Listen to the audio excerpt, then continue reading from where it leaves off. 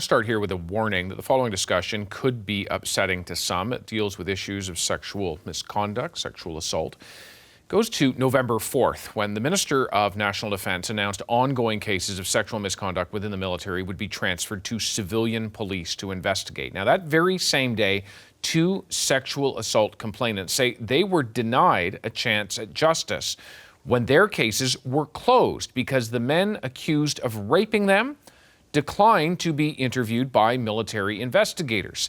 Ashley Burke is in Ottawa. She is tracking the CBC News exclusive. Ashley, just take us through what is obviously a very disturbing tale. Well, David, these 2 Canadian Armed Forces members, one who's retired and one who's still serving, say that their experience with sexual assault in the military during their careers, it broke them.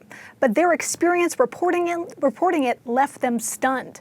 Now, both of these women say that they reported this year allegations of rape against now senior officers.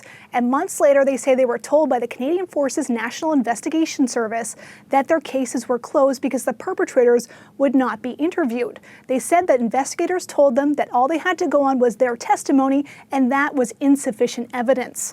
Now, both of these women said that they are baffled. They say that the military is telling people to come forward and report cases, and yet they do not feel that the prosecutors are willing to go ahead and lay charges in these cases. A former lawyer with the military justice system told CBC News that this system, it does tend to give this sort of treatment to senior officers, so those who are at a higher ranking than the victims in these cases.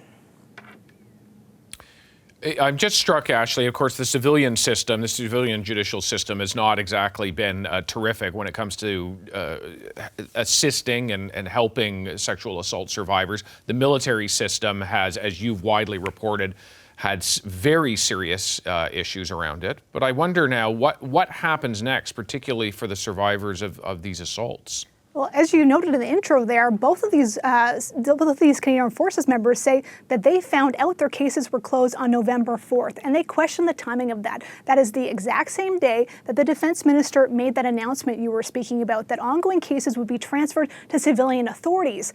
One of these complainants has now filed a complaint with a civilian oversight body saying that they feel their case was closed, so it wasn't passed on to those civilian police, so they didn't look into issues and find issues with their case. The other has asked the military to reverse its decision and pass on their case, but has not got assurance or a response that could happen.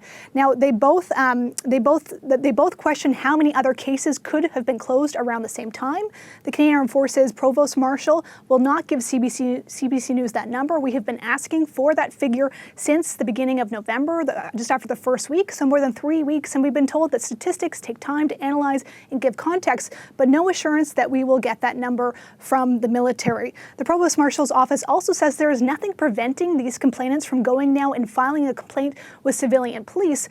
But when we took that response back to them, they said, why should the onus be on me as the victim to go do that? Something that the Defence Minister has mandated them to do. That would mean starting back at square one for them. And they said they already feel like they've been re-victimized from this whole process. So they're not left with good feelings after getting a response like that. Yeah, certainly not. Look, Ashley Burke, thank you very much, as always, for your reporting, and we'll rely on you to continue pushing this. Thank you.